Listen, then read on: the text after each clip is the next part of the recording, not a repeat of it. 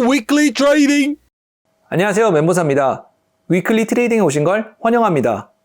위클리 트레이딩에 대해 간단하게 설명드리겠습니다. 장 종료 후 이 빙고머신에서 나오는 숫자 1부터 30이 있습니다. 숫자 1부터 30은 코스피 또는 코스닥의 시가총액 순위이고 나오는 숫자에 해당하는 종목을 일주일간 사고 파는 것입니다. 만약 숫자 3이 나왔다면 코스피 3위인 네이버를 거래하는 것이죠. 방법은 간단합니다. 월요일 장전 시간에 종가 매매로 매수하고 매수 못하면 장이 열리고 시초가로 주식 한 주를 삽니다. 수요일 중간 수익률을 확인하고 금요일 장이 종료하고 장후 시간에 종가 매매로 가지고 있는 주식을 팝니다. 팔지 못하게 된다면 시간의 단일가 매매로 팔게 됩니다. 이 과정을 담은 영상이 하나의 에피소드가 될 것이고 만드는 의도는 다양한 종목을 공부하고 경험하기 위해서입니다. 그럼 오늘 2021년 3월 26일 종가 기준으로 코스피 1위부터 30위를 가져왔습니다. 그럼 이 빙고 머신을 돌려서 나오는 숫자가 다음 주 제가 거래할 종목입니다. 최대한 투명하고 정직하게 하겠습니다.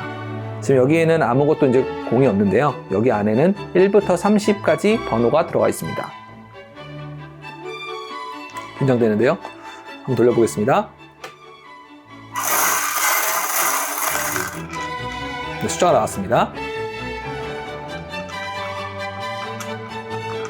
공 작아서 하나 빠지는데 네 13. 네, 13 뭔가요? 아, 현대모비스. 아, 정말 제가 잘 모르는 종목인데 자동차 정보 잘 몰라가지고. 그러면 이번에는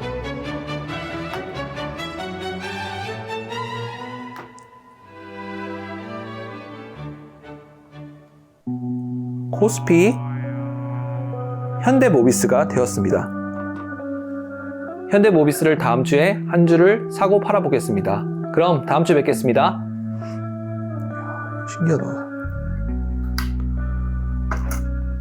현대모비스는 법률상 현대자동차 그룹에 속한 회사이며 최대 주주인 기아자동차가 현대모비스의 주식을 31.3% 가지고 있습니다. 현대모비스의 사업은 모듈 및 부품 제조 사업과 에이스용 부품 사업으로 크게 나뉩니다. 연결회사는 3대 핵심 모듈인 샤시 모듈, 칵핏 모듈, FEM 모듈을 비롯하여 전동화 IVI, 인비클 인포테인먼트 등 미래 핵심 부품 제조 및 차량 AS용 부품 사업 등을 주요 사업으로 하고 있습니다.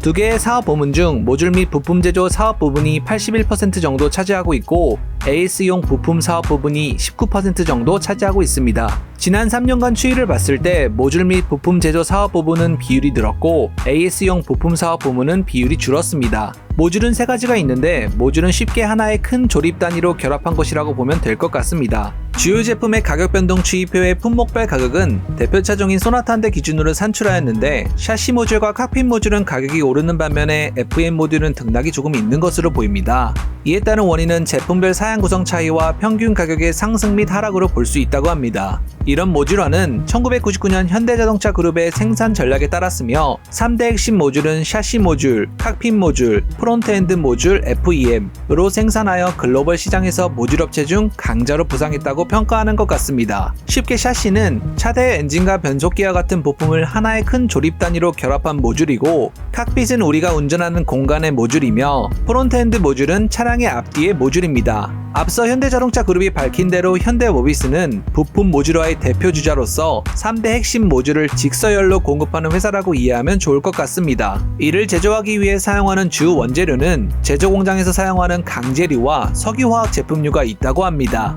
강재류는 다양하게 철을 사용하여 부품을 만드는 것이며 주요 거래처는 포스코, 현대제철 등이 있고 석유화학 제품류는 코어와 TPO 시트 등이 있습니다. 코어는 기본으로 구성되는 부품들을 말하며 TPO, 서모플라스틱 올리핀은 폴리플로필렌과 폴리에틸렌이라는 원료를 기반으로 여러 화학물질을 배합해서 제작되며 100% 재활용이 가능합니다. 코어 소재의 주요 공급 업체는 GS 칼텍스, 현대 EP 등이며 TPO 시트의 주요 거래처는 LG 하우시스, 하나솔루션입니다. 매출액을 포함한 여러 수익성 부분에서의 지표는 팬데믹 영향을 받아 2018년부터 2019년까지 상승 추세였다가 꺾인 것 같습니다. 따라서 기본주당 이익도 24,234원에서 16,389원으로 32.37%가량 급격히 떨어졌습니다. 동기간 경기 민감주 중 하나인 코스피 139480 이마트의 기본주당 이익, 계속영업 기본주당 순이익은 7,620원에서 12,378원으로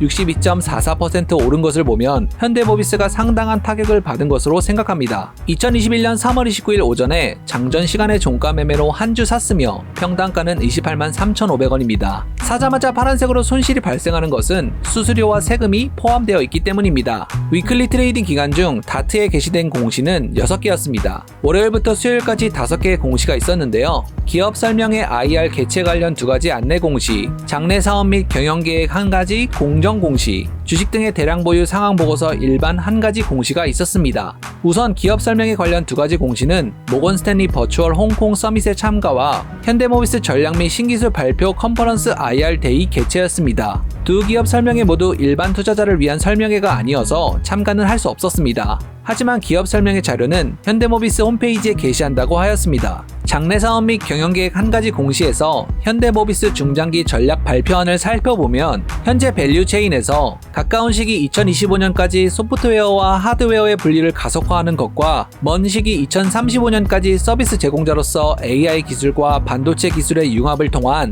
자동차형 제어기 혁신을 목표로 한다고 합니다. 이것은 궁극적으로 현대자동차 그룹의 비전인 안전하고 자유로운 이동과 평화로운 삶을 지향하게 될 것입니다. 현대모비스 중장기 사업 운영 구도의 3가지 기둥인 자율주행, 커넥티비티, 전동화를 기점으로 글로벌 사업자로서의 혁신, 티어1 사업 모델 혁신, 장기 신성장 사업 발굴의 전략적 방향을 삼을 것입니다. 이는 기술 경쟁력 강화를 이끌어 지속 성장 가능한 사업 가치 창출을 기본, 핵심, 차별적 경쟁력을 바탕으로 나아갈 것이라 생각합니다. 현재 진행 중인 상황들을 4가지로 나누어서 설명했는데, 첫 번째, 자율주행 로보택시를 러시아 대표 IT 기업 얀덱스사와 기술 및 사업 제휴를 통해 사업 모델을 구체화 진행 중입니다. 현재 소나타를 기반으로 만든 자율주행 차량은 딥러닝 기반 자율주행 플랫폼을 추구하고 있으며 현대모비스가 자율주행을 위한 센서와 제어기를 기반이 될 소나타에 적용하고 얀덱스는 자율주행 알고리즘을 탑재해 스스로 도심을 달릴 수 있는 차를 만드는 데 목표를 하고 있습니다. 두 번째, 스마트 팩토리를 현대차그룹 싱가포르 글로벌 혁신센터인 HMGX 참여를 통해 차세대 모듈 라인 테스트 베딩을 진행 중입니다.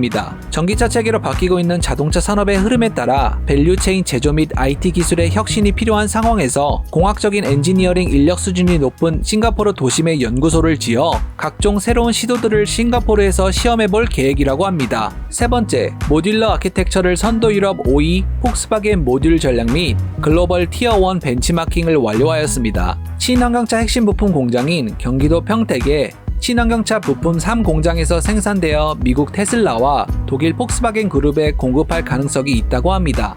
마지막으로 UAM 및 로보틱스를 현대모비스가 진출 가능한 분야 및 비즈니스 모델 그룹을 공통적으로 검토 중에 있다고 합니다. 자율주행차를 넘어서 로보틱스, UAM, 어반에어 모빌리티, 도심 항공 모빌리티의 신사업을 개척하여 단순한 자동차 제조회사가 아닌 미래 모빌리티 솔루션 회사로 도약하려는 현대자동차 그룹의 목표를 이루려는 것으로 보입니다. 주식 등의 대량 보유 상황 보고서 일반 1가지 공시에선 특별 관계자가 변동됨에 따라, 즉 등기 임원 사임 및 신규 선임이 이유였습니다. 아울러 기아자동차의 현대모비스 지분 31.22%에서 31.30%로 0.08% 늘고 26만 1,600주의 자기 주식을 이익 소각하였다고 밝혔습니다. 규모는 578억 3,230만원입니다. 최대 주주 등 소유 주식 변동 신고서 1가지 공시에선 앞에서 말한 최대 주주인 기아자동차의 소유 주식 지분 비율이 변동에 따른 것이 이유였습니다. 2019년 3월 22일 30.17%에서 2021년 3월 31일에 31.30%로 총 1.13%포인트 증가했네요. 수요일 중간 수익률을 보게 되면 2.73%, 거의 3%인데요. 이건 저희 주간 수익률보다 훨씬 높네요. 차라리 이렇게 매매하는 게 저희 기존 방법보다 나을지도 모르겠습니다. 매매를 시작한 월요일부터 수요일까지 일봉으로 5일선을 뚫고 저항선을 지지선으로 바꿨습니다. 외국인과 기관의 강한 매수세가 화요일에 5%까지 상승하였다가 수요일은 급등에 따른 수익 실현으로 2% 가까이 빠졌습니다. CCI 보조지표도 월요일 마이너스 62에서 수요일 57까지 올라왔네요. 중간 수익률이 상당히 좋은 것 같습니다. 기가 막히네요.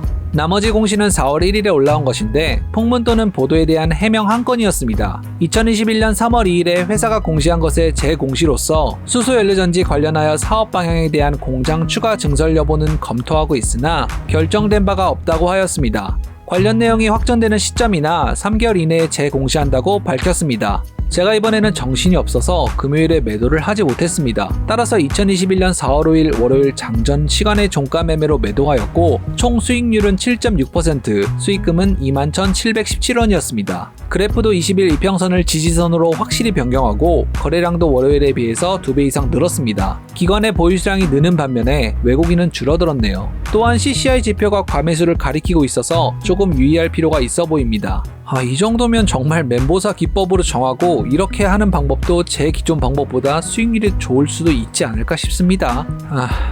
그렇죠. 냉. 추가로 네이버 데이터랩의 검색어 트렌드를 매매 2주 전부터 매매 종료까지 현대모비스로 검색해보면 흥미로운 결과가 나옵니다. 주말에는 검색량이 확 줄다가 다시 증시가 열리는 평일이 되면 검색량이 느는 것을 볼 수가 있네요. 또한 주가가 오르자 검색량도 같이 오르는 것을 볼 수가 있습니다. 물론 이건 그냥 재미와 참고로만 보는 것이지 투자의 직접적인 요소로 반영해서는 안 될 것입니다. 이렇게 매매를 해보니까 역시 고려하지 않던 산업을 공부하고 배워간다는 점이 의미가 있었습니다. 다음 위클리 트레이딩에서는 어떤 산업이 나올지 기대됩니다. 여기까지 봐주시느라 진짜 고생 많으셨고 콘텐츠가 도움이 되셨다면 좋아요와 구독 강력하게 부탁드리겠습니다. 시청해주셔서 감사합니다. Wiki, wiki, wiki, wiki, wiki, wiki, wiki, wiki, wiki, wiki, wiggly trading.